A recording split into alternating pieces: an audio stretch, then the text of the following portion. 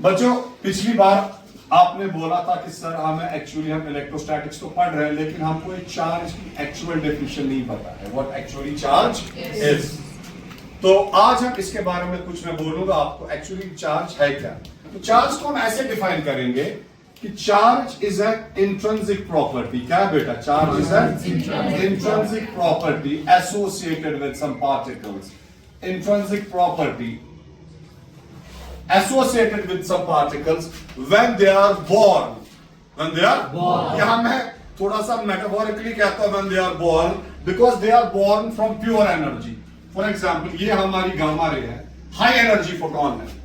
Gamma ray जब decay होती है यानी कि एनर्जी का कन्वर्शन जब मास में होता है, when this energy gets converted into mass. पिछली बार मैंने बोला था आपको बेटा कि क्लासिकल फिजिक्स में there is no difference between work done and energy, लेकिन क्वांटम मैकेनिक्स में जब आइंस्टाइन की थ्योरी डेवलप हो गई हमें पता चला कि मास और एनर्जी को इंटरचेंजेबल है।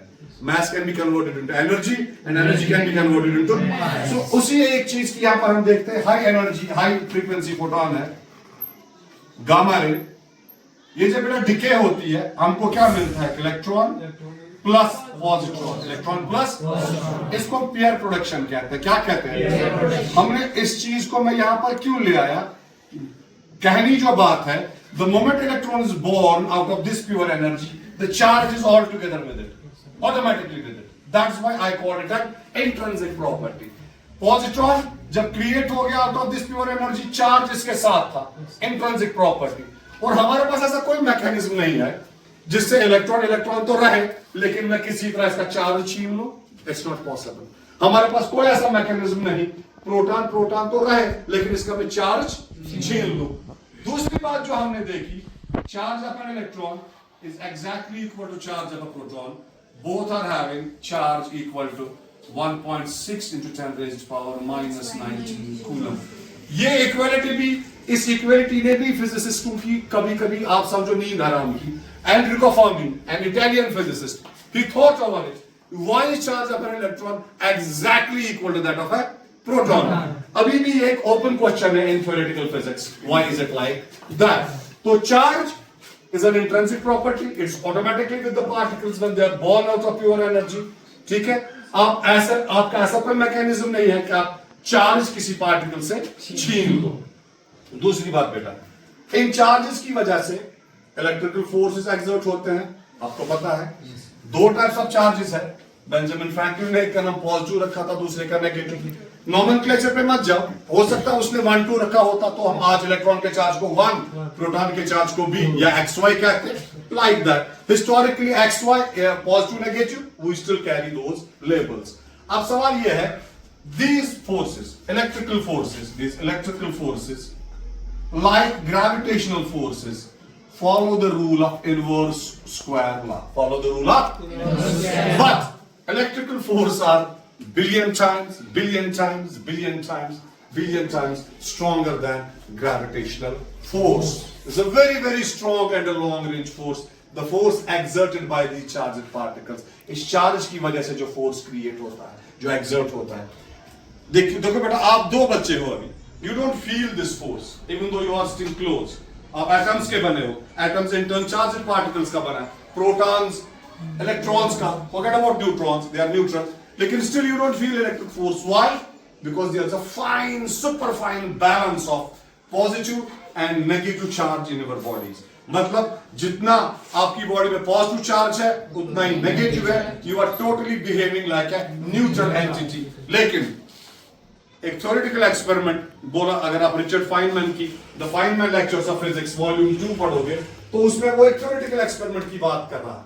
लेट अस सपोज कि दो बच्चे, मैं थोड़ा सा इसको इलैबोरेट करूंगा अपने वर्ड्स में, मैफहूम वही है, कांसेप्ट वही है, एसेंस वही है। Let us suppose Tom and Joe, they are at arm's length, he used the word arm's length. चलो हम बताते हैं 1 मीटर की दूरी पर है। ये दोनों ना रिपेल करते हैं ना अट्रैक्ट करते हैं, because such is fine balancing of positive and negative charge. They behave like neutral entities. अब सोचो, आप किसी तरह से, किसी मैकेनिज्म से अगर मैं कामयाब हुआ 1% इलेक्ट्रॉनिक चार्ज 1% नेगेटिव चार्ज ज्यादा ऐड करने में, इसमें भी मैंने 1% नेगेटिव चार्ज ऐड किया, तो are they still following this fine balance? No. अब इसमें भी 1% नेगेटिव चार्ज है, अब ये रिपेल करेंगे या अट्रैक्ट करेंगे? फ्रॉम द बेसिक आपको पता like charges repel and unlike charges, तो यहां पर क्या करेंगे? ये रिपेल करेंगे, ठीक है। यहां पर भी 1% इलेक्ट्रॉन यानी कि नेगेटिव चार्ज, यहां पर भी नेगेटिव चार्ज। अब वो जो रिपल्सिव फोर्स होगा दो कॉमन लड़कों का 50-50 केजी वाले मैसेस का, लाइक यू, इसका भी मान लो 50 केजी मैस है, इसका भी मान लो 50 केजी मैस है, same is here. 1% negative charge में दोनों में इंड्यूस कर रहा हूं। अब आप बोलिए, will that repulsive force be so great, can it lift this table? No sir. Can't lift it this table? No sir. It's so surprising that 1% जो मैंने नेगेटिव चार्ज ज्यादा इंट्रोड्यूस कराया, that can lift the whole earth. Such strong is this repulsive force.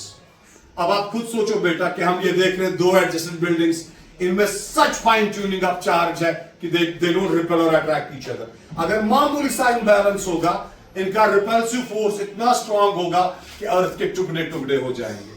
So you see how strictly nature is following this law.